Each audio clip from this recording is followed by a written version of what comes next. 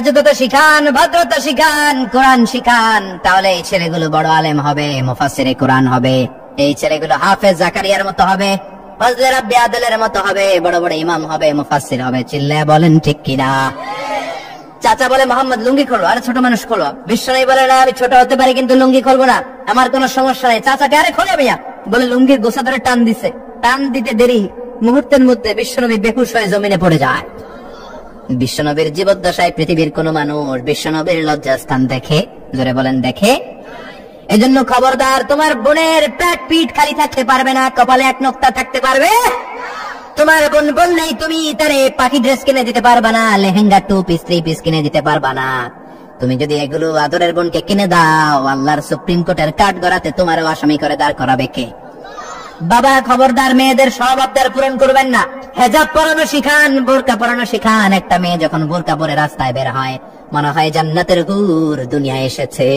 একটা মেয়ের সৌন্দর্য তো হেজাবে, সৌন্দর্য তো বোরকার ভেতরে, সৌন্দর্য তো পর্দার ভেতরে। চিল্লা এখন ঠিক কিনা?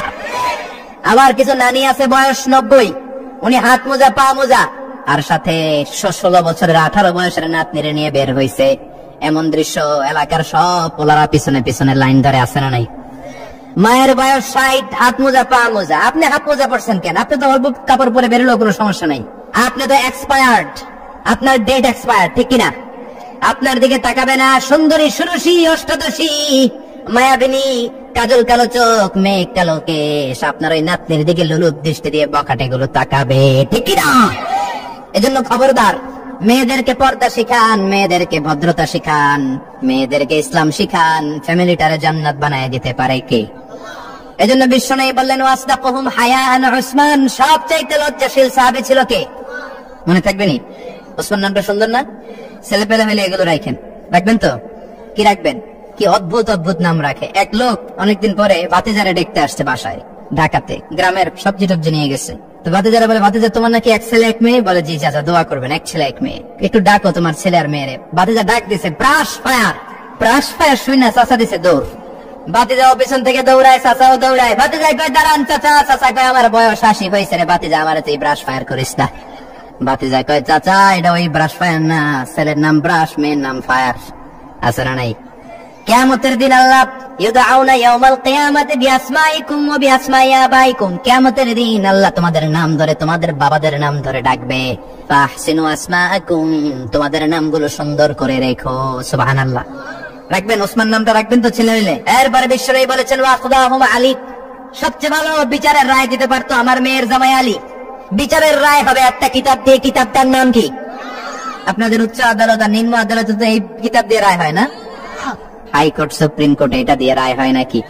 এই কোরআনটা দিয়ে যদি সব বিচারের রায় হতো, কেউ মাজলুম হতো না। কোরআন দিয়ে রায় হলে ওই রায় কোন স্কাইপি কেলেঙ্কারি থাকে? কোরআন দিয়ে রায় হলে ঘুষ খাওয়ার সুযোগ থাকে? কোরআন দিয়ে রায় হলে এক দলের কথা শুনে আরেক দলের উপর কোন জুলুম করার সুযোগ থাকে?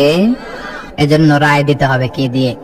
ومن لم يحكم بما أنزل الله فأولئك هم الكافرون। সুবহান আল্লাহ।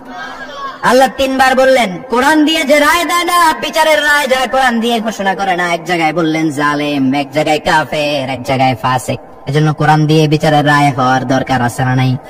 কোরআনকে সংসদে পাঠানোর দরকার আছে না নাই? এমনি এমনি হেঁটে চলে যাবে কোরআন সংসদে, নাকি পাঠাইতে হবে? ভালো নেতা বানাইতে হবে, যারা কোরআন মানে, যারা কোরআনের পক্ষে, এরকম নেতা বানানোর দরকার আছে না নাই? এজন্য বিশ্বনবী বলেছেন মান ক্বালা বিহি সাদাকা, কোরআন দিয়ে যে কথা বলে তার কথা সত্য কথা নাকি মিথ্যা। ওয়া মান আমিলা বিহি উজরা, কোরআন দিয়ে আমল করলে আমল নামায় সওয়াব আছে না নাই? বেশি না কম? ওয়া মান হাকামা বিহি আদালা, কোরআন দিয়ে যে বিচারের রায় দেয় ওইটাই সবচেয়ে সেরা বিচার, ঠিক কি না?